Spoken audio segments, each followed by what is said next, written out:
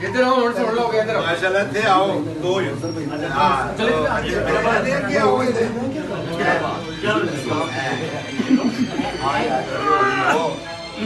okay तो बैठ जा यार कितनी बड़ी कवर हो गई अल्हम्दुलिल्लाह अल्हम्दुलिल्लाह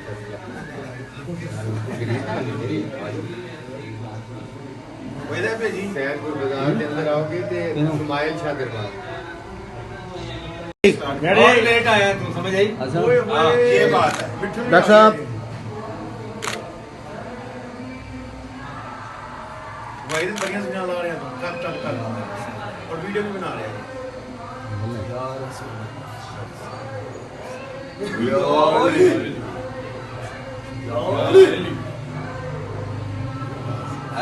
चलो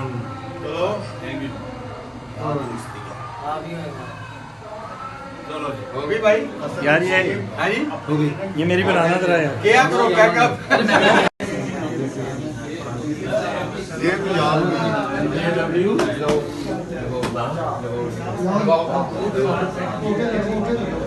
सब माशाल्लाह बेहतरीन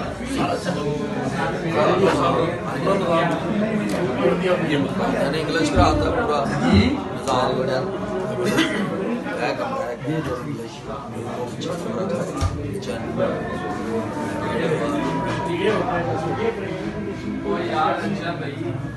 अस्सलाम वालेकुम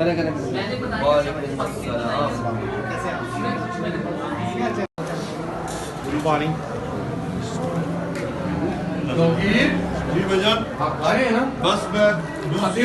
नहीं इसके बाद अगली शिफ्ट में भी आप शिफ्ट लोग के खा रहे हैं अरे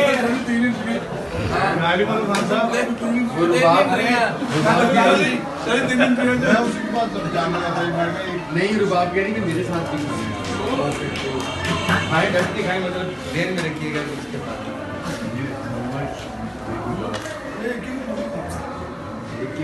अच्छा जी उन्होंने आज सुबह के टाइम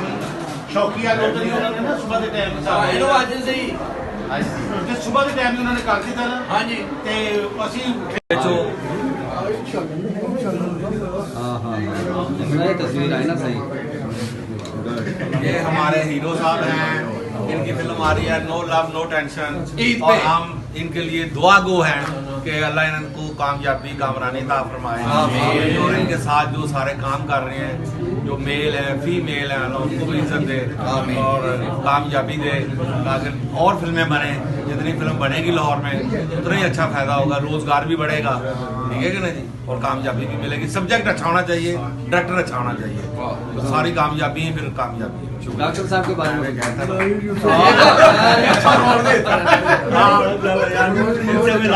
जबरदस्त हो गया